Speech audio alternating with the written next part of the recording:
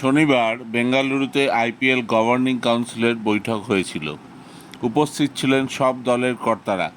দীর্ঘ সময় আলোচনার পর চূড়ান্ত রিটেনশন পলিসি ঠিক করা হয়। নতুন নিয়মে আইপিএলে আসছে বেশ কিছু পরিবর্তন।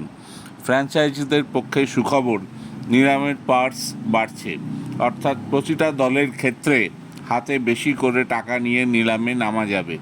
এবার পার্স বেড়ে দাঁড়াচ্ছে 120 কোটি টাকা প্রতি দলের ক্ষেত্রে। তবে নিয়মে অনেক পরিবর্তন আসছে। রিটেন প্লেয়ার আরটিএম কার্ড সংখ্যা নতুন করে ভাবনা হয়েছে। ধরা যাক কোনো একটা ফ্র্যাঞ্চাইজি ঠিক করলো 5 জন প্লেয়ারকে রিটেন করবে, সেক্ষেত্রে তার হাতে পড়ে থাকবে একটা আরটিএম কার্ড। যদি কেউ 4 জন প্লেয়ারকে রিটেন করে, তাহলে তার হাতে পড়ে থাকবে 2টো আরটিএম কার্ড। আবার কোনো ফ্র্যাঞ্চাইজি যদি 3 জন প্লেয়ারকে রিটেন করে, তখন তারা পাবে 3টে আরটিএম কার্ড। সর্বাধিক 5 ক্যাপড প্লেয়ার ও সর্বাধিক 2 জন আনক্যাপড প্লেয়ারকে রিটেন করা যাবে। যদি কোনো ফ্র্যাঞ্চাইজি ক্যাপড আর আনক্যাপড প্লেয়ার মিলিয়ে মোট 6 জনকে রিটেন করে, তাহলে ওই টিম আর কোনো আরটিএম কার্ড ব্যবহার করতে পারবে না।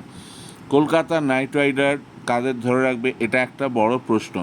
তবে শোনা যাচ্ছে Sunil Narine confirm Caribbean allrounder Andre Russell, তেমনই হর্ষিত রানা, রিঙ্কু সিং, বৈভব অরোরা, বরুণ চক্রবর্তী এবং ভেঙ্কটেশ আইয়ারকেও ধরে রাখতে চাইবে কলকাতা। কারণ শাহরুখ খান জানেন গৌতম গম্ভীর দল থেকে বেরিয়ে গেছে।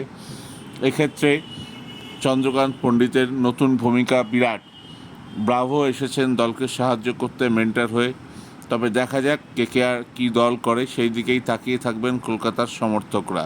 ধন্যবাদ।